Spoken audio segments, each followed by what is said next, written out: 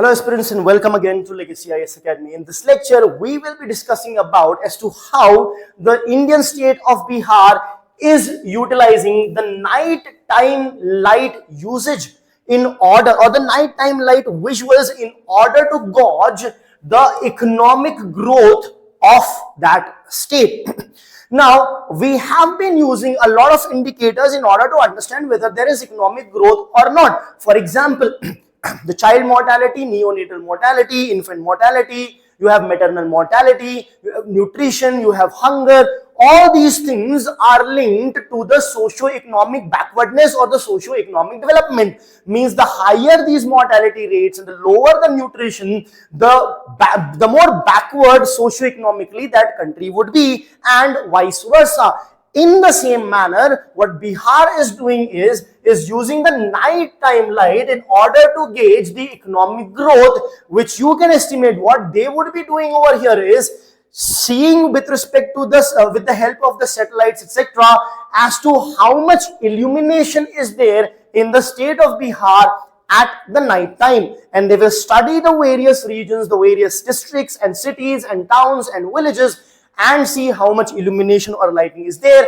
The more the lighting, the more can be the economic development. This is the relation that they will develop. So let us see how it is measured. Also, what are the benefits of using the nighttime light, and what are the challenges or the concerns? So what can actually be the way forward over here? So what is the news? The news is about the night light density and its industrial contribution for Bihar's economic growth. So the night light is being studied and it's being related to the economic growth. You can see the map of entire India over here. This looks more illuminated, more light. So more light could probably be a result of a better economic development. Now, the studies, Bihar is doing that. The study is conducted by Bihar's Industry Department in collaboration with Asian Development Research Institute. Now, this study had already been conducted. It is with respect to the data of March. Now, the report has been released, in which we will see what are the outcomes. Before we move ahead, an announcement with respect to the new batches that are going to start, and our batches have only 40 students as the maximum size in order to pay attention to each and every students, wherein you will be taught, mentored and guided by the UPSC expert faculties. The batches are going to start in the month of September. In fact, one of them is starting today. Next is on 4th, 25th and 16th of October, both regular as well as weekend batches. Now, once you enroll, there are certain advantages. One is the comprehensive coverage of the entire syllabus. The most important for me personally is the one-on-one mentorship and the doubt solving sessions, along with regular interactions with the faculties that you just saw. In addition to this, there will be daily mains answer writing practice, test series for both prelims and mains, and a 360-degree approach for covering current affairs, wherein the entire week's current affairs are covered via the live classes. So this is our 360-degree approach. If you want to enroll with us, you can simply download the app or log on to our website or call on the numbers that are here on your screen. Now let's continue with respect to the nighttime light. So what is this nighttime light data? Basically, this data is going to be collected by the satellites. From the satellites only, you will be able to see the satellite imagery. This is the satellite imagery. You can see that this is 2016, 2019, more amount of illumination as compared to 2016. So there will be the satellite data. The satellite data is going to capture artificial illumination. Why artificial illumination? Natural illumination is not there. Sunlight is not there. Right? Of course, during the full moon light, there will be high amount of moonlight as well, but we are capturing the artificial illumination, and anyhow on a no moon day there will be complete artificial illumination only. So artificial illumination from the cities, towns, villages, roads, industries, residences, etc. will be captured. Now once you capture it, there is a very strong correlation between the night time light as well as the electricity consumption.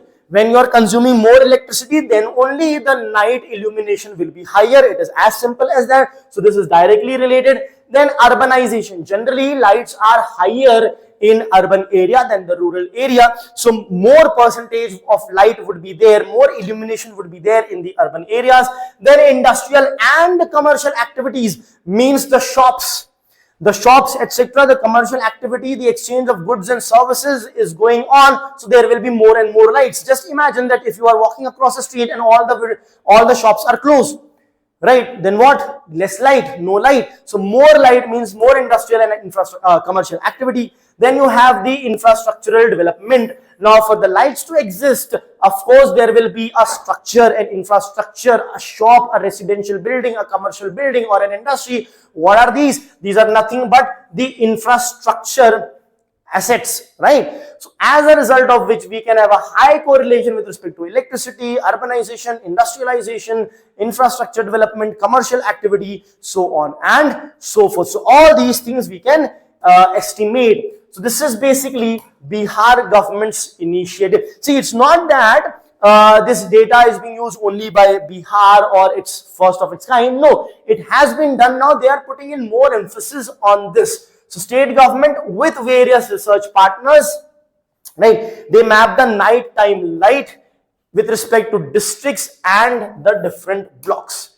They integrate this with the other socio-economic census as well as the GST data, wherein you will also see higher the illumination by light, the higher will be the GST collection of that region, or you can do it interstate also with respect to the different states of the country.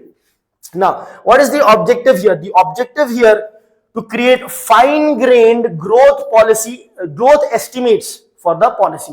Fine-grained growth estimates to guide the policy. Fine-grained means fine-tuned growth estimates. You can fine-tune the growth estimates using this method for future policy formulation.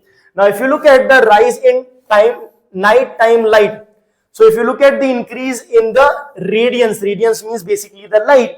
So there have been a lot of increase in the night time. So Bihar is not the only state that is doing. No, it's not that we have not compared it with other states.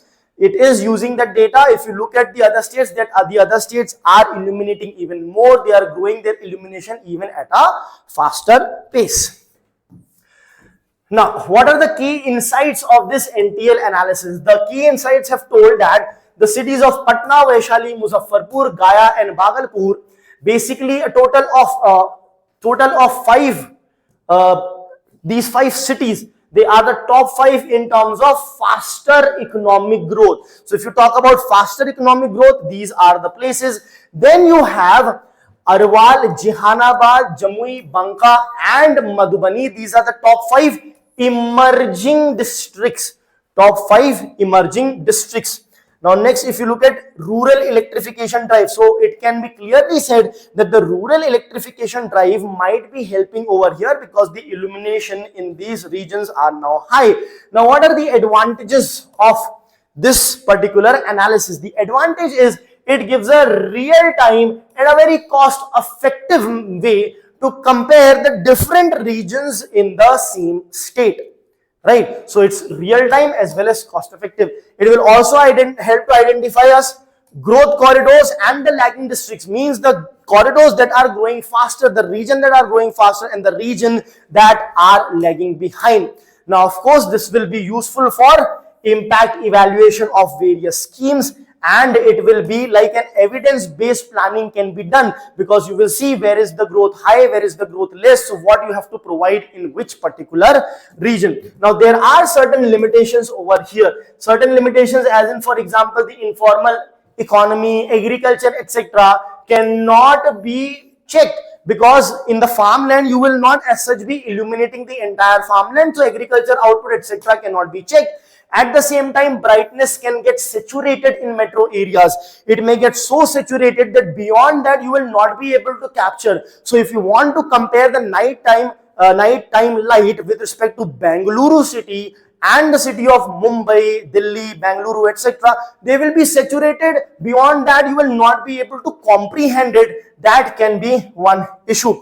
At the same time, cloud cover, etc. can also cause an issue because these satellites are beyond the cloud, and it will need triangulation with ground data. That means cross verification on the ground will also be required. So the way forward is to integrate this data with machine learning, artificial intelligence, and the other data that is being collated from different surveys by the government, non-government organization, overlap with the nighttime light data, and then come up with better results for better policy making. Thank you.